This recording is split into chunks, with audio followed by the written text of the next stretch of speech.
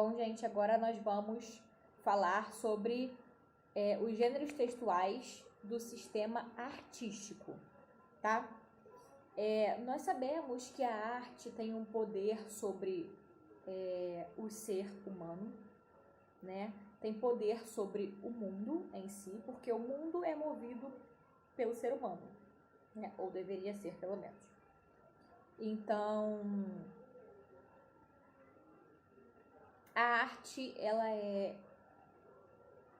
ela valoriza o imaginativo, ela causa sentimentos, ela divulga o inusitado e assim por diante, tá? E no livro de vocês diz assim: as funções da arte.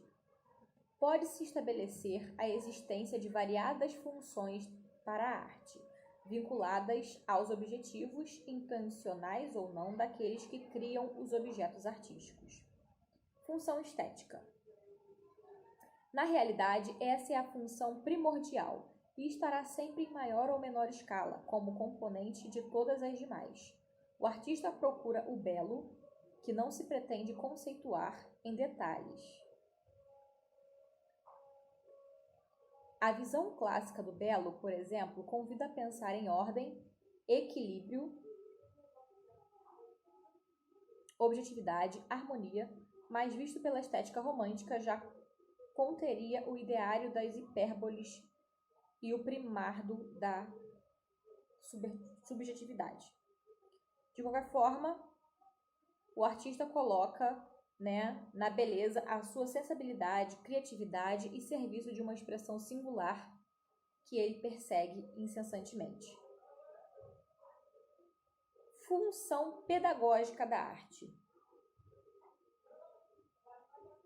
Pode visar ao estabelecimento de princípios morais que devam ser seguidos pela sociedade ou criticar a existência de valores que considere negativos. Bons exemplos são as fábulas, as histórias transmitidas ao longo das gerações, muitas vezes sem uma autoria, cujo objetivo é transmitir valores e ensinamentos e levar à reflexão. Pode ser também causos, contos de família que passam de geração em geração, histórias que caem nos ouvidos dos falantes, tá?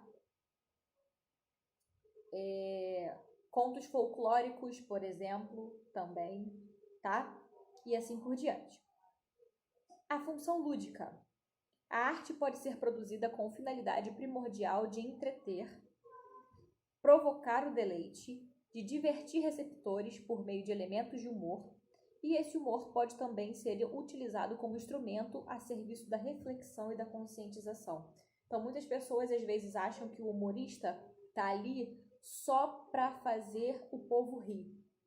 Mas muitas vezes, e na maioria das vezes, ele está ali sim para fazer o povo rir, porém para fazer o povo refletir sobre o que está rindo.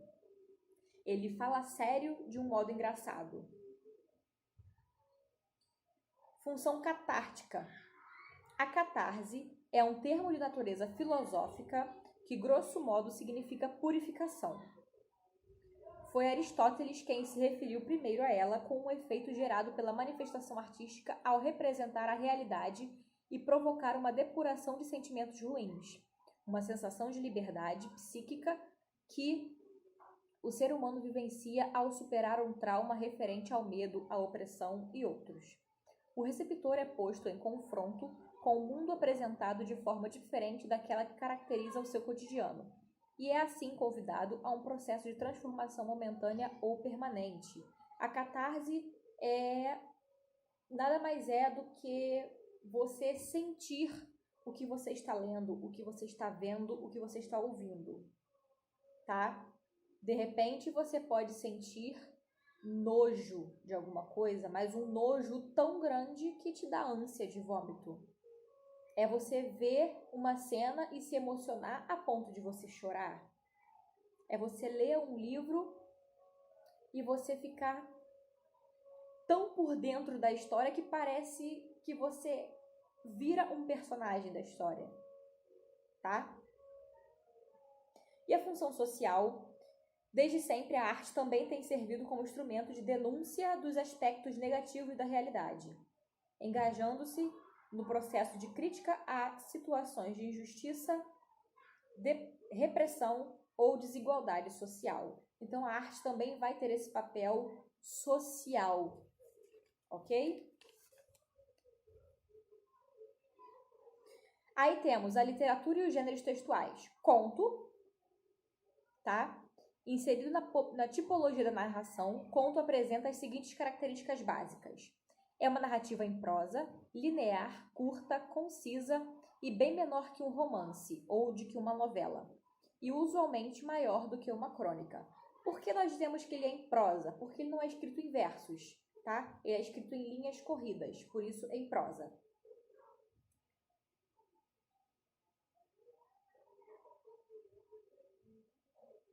Geralmente, representa um só conflito no espaço e no tempo. Apresenta poucos personagens, não analisados em profundidade, e todas as ações frequentemente encaminham-se para o desfecho da narrativa. Crônica. Também é um gênero narrativo e tem suas características. Trata literariamente dos acontecimentos do dia a dia. É um texto curto e geralmente em primeira pessoa, num tom de diálogo com o leitor. Apresenta a visão do mundo do seu autor. Sua linguagem é mais simples, espontânea, intermediária entre a oralidade e a escrita literária. Há predominância de função emotiva da linguagem sobre a informativa. E é versátil quanto ao tema. Pode ser narrativa, lírica, reflexiva, metalinguística, humorística e assim por diante, tá? Poema. Desconsiderados aqui os aspectos formais, bem específicos como os do soneto, os poemas apresentam os seguintes elementos: expressos comumente em versos. Se em prosa não dispensam, porém, a poesia, ou seja, a expressão estética da língua, tá? Porque tem uma diferença muito grande, poema e poesia, ok? Poema é o texto escrito em versos e que tem poesia, mas nem sempre tem poesia, tá?